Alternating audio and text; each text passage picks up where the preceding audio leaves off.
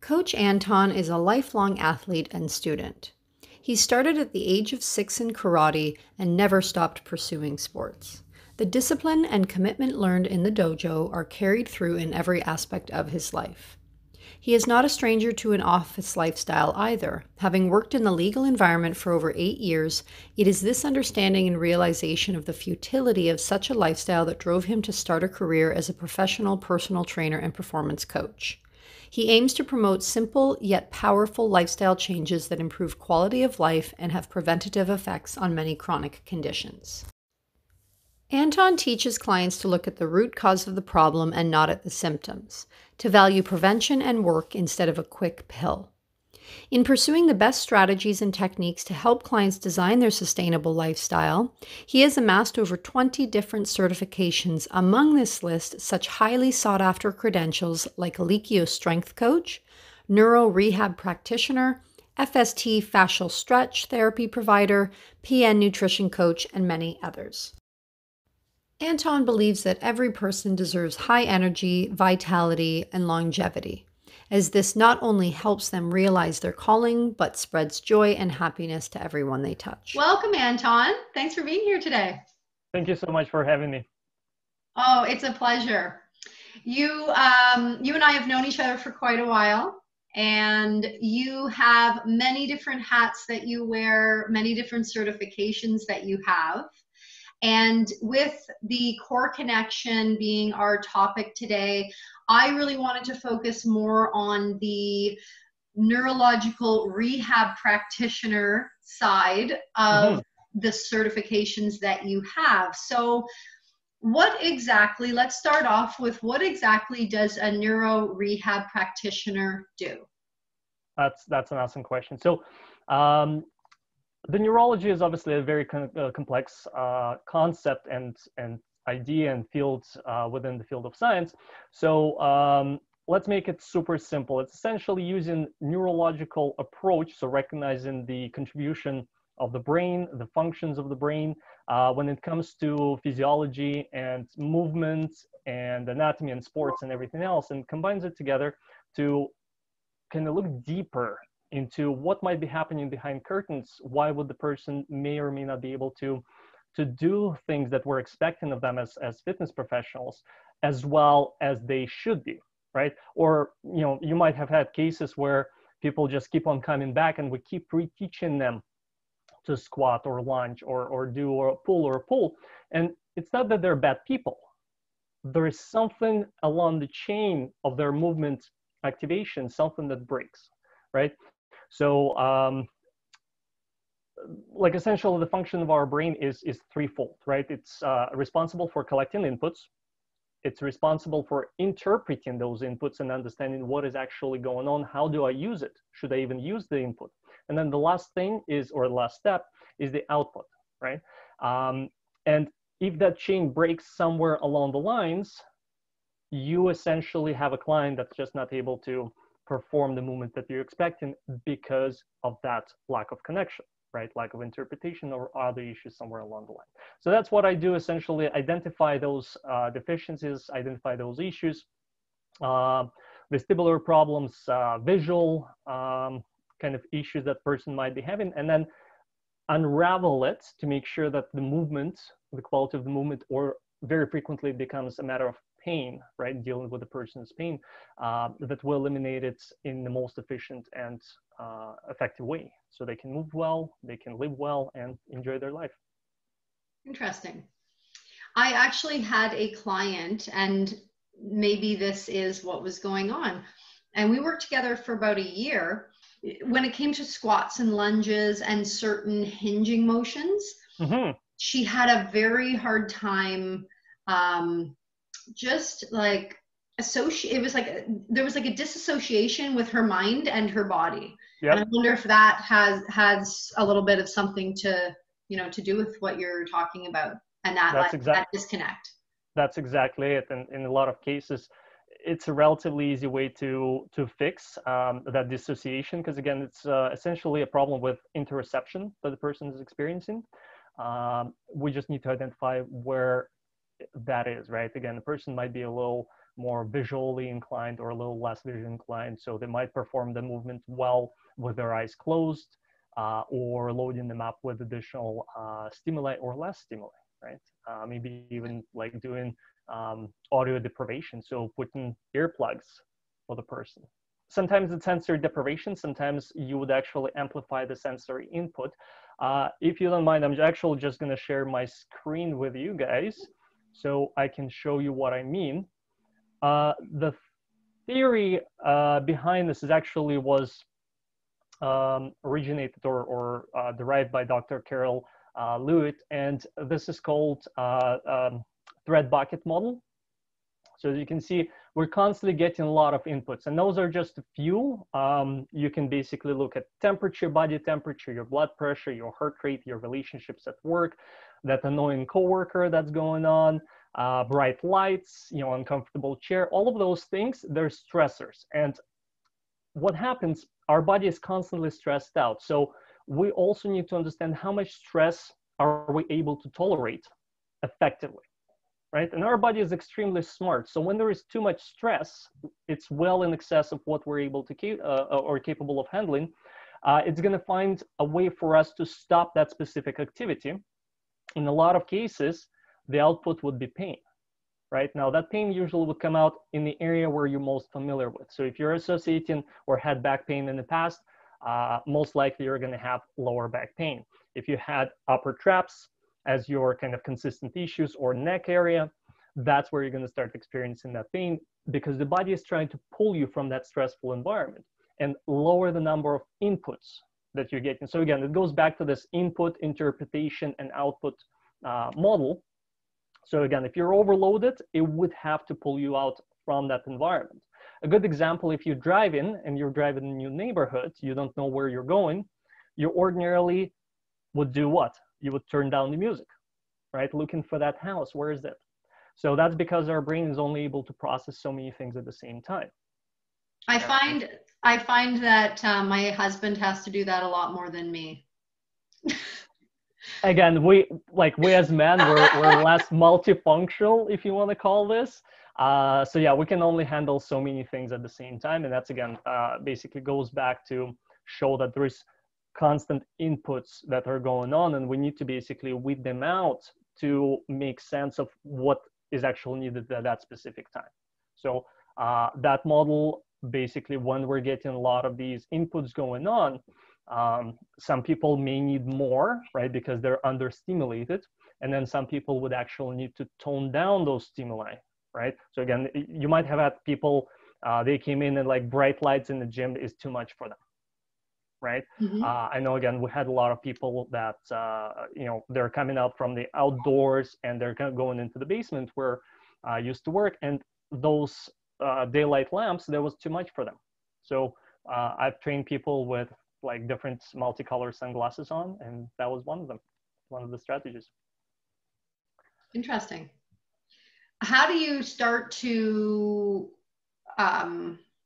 how would you interpret that, or like understand that like lighting is too much for you? Is there a way for people to distinguish that on their own, or do they need to be assessed by someone and know that there's a stimulus like that might be too much, whether it's sound or light or smell? Or I love the question. So yeah, like if you're in tune with your body, you can actually understand what are you reacting most to. So let's say again, I've worked with a lot of women in the past. So during the specific time of the month, your smell sense might be amplified, right? So and I wouldn't know that. You're the person that's gonna know that this is what's going on.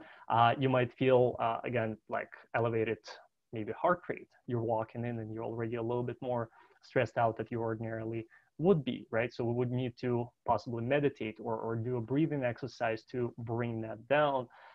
So again, looking inwards and having good relationship with your body in that sense is really, really beneficial. But the quickest, the easiest way is, find someone like me in your neighborhood. A lot of us are doing remote consults right now.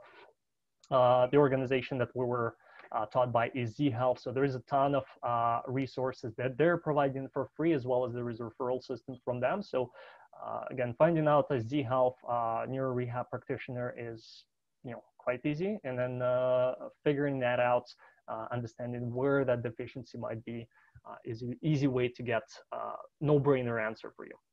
Okay. So how does all of this connect to our topic being the core connection? Awesome. So looking at that system, right, inputs, interpretation, and outputs, basically the core is right in the middle of that all. And I think in order for us to really draw that connection, we need to understand the relationship of cortisol or stress within our body. So the cortisol is just one of the three hormones or chemicals that are being produced in our body to stimulate certain reactions, right? And again, one of the reactions is kind of stiffening, tightening up a lot of muscles, getting ready for the fight or flight response. We're also getting adrenaline and norepinephrine to work all together, right, to stimulate all of these proper reactions. Now, we need to understand that the adrenal gland is actually positioned kind of on our kidneys, right? So it's quite removed, but the regulation of that is actually happening in our brain, right? So your pituitary gland, right, and your hippocampus are the ones that are responsible for sending all these appropriate signals. Now, the scientists did quite a bit of research, and they identified that your motor cortex, right, so the center responsible for all the movements, is actually linked to hippocampus and pituitary gland. There is direct neurological link.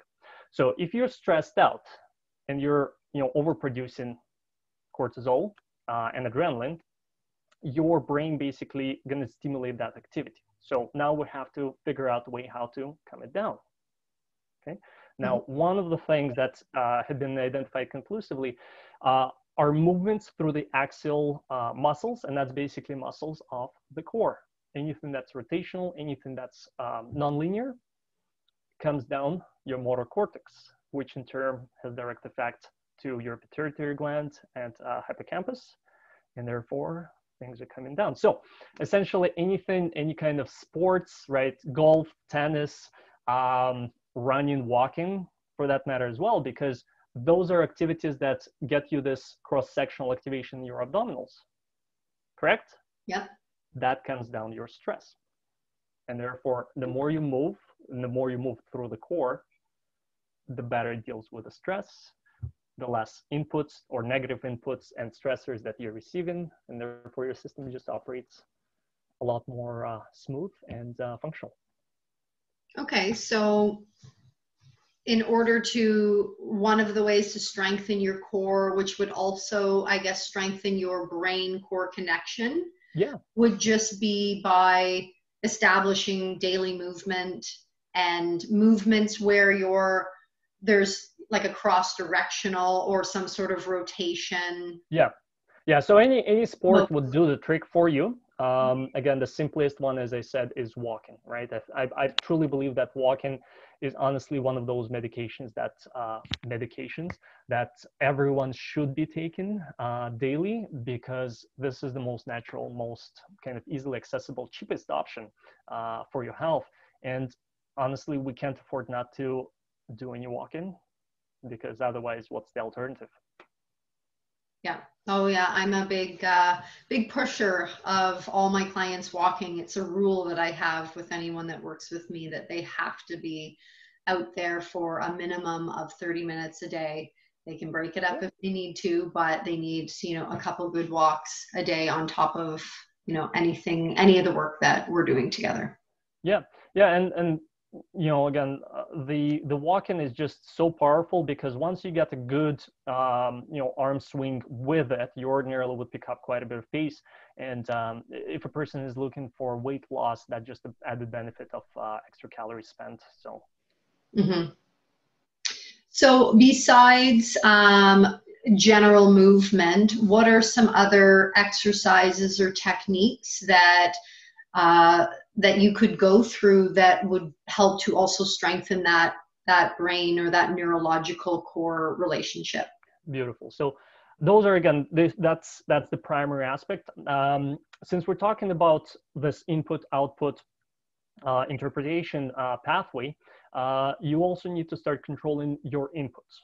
Okay. Now, most of the people that are sitting in front of the computer, which means that their convergence, their muscle on the inside of the eye, it gets fatigued, right? It's still a muscle.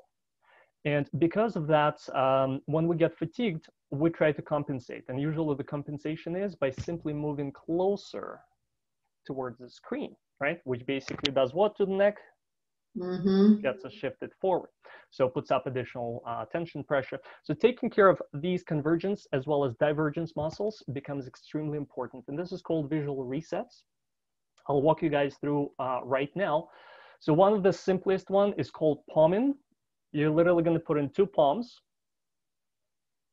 close your eyes, and from there on, all I need you to do, roll the eyes up, down, and side to side in the complete darkness. So I want you to close out the eyes fully, roll the eyes up, down, side to side, gently, not straining, right? We're trying to relax the eyes. Are my eyes completely closed or open? Yeah, so you should see nothing, right? Again, Okay. the mission here is to achieve complete darkness and then just move the eyes up, down, left and right and left, whichever way you want. Draw across and move around. And that's it. So that's a super easy reset.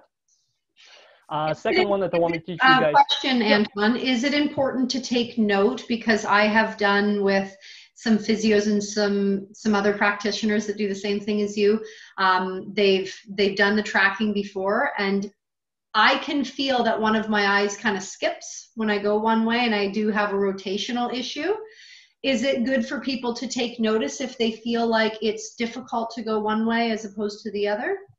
So it would be important to recognize within the movement. And again, there's separate eye testing that I would perform before going into the squat or any other type of movement. But the thing is, this is again meant to be as a complete reset. So you shouldn't be straining your eyes, right? If you can go only, let's say, about 10, 15, 20 degrees in each direction, that's perfect, right? We're just trying to bring blood flow to the eye. And then second thing, we're basically trying to go from just convergence into a multi-dimensional, multi-directional activation of the eye muscles, right? Because again, if you're stuck in front of a computer, you're constantly in convergence mode, right? So you're always looking inwards, and we want to give our eyes time and opportunity to flow in all directions, right? And how many times a day or how often would you suggest doing that exercise?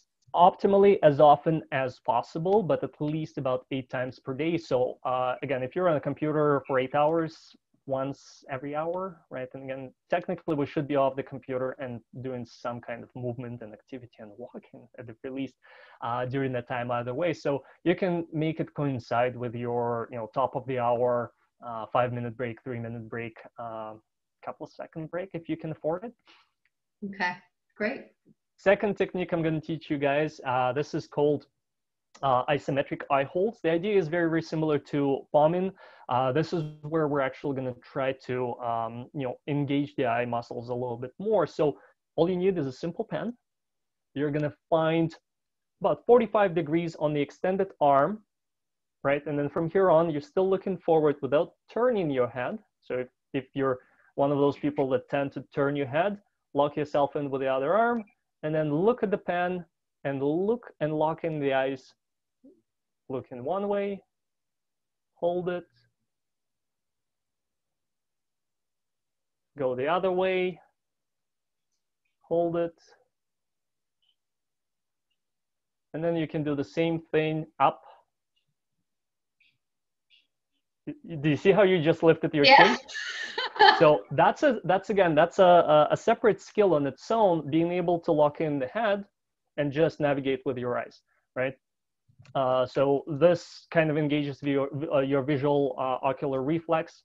And that's, again, super important for athletes or anybody that's involved in sport, being able to stabilize your head and still keep eyes on the ball, let's say, flying your way, right?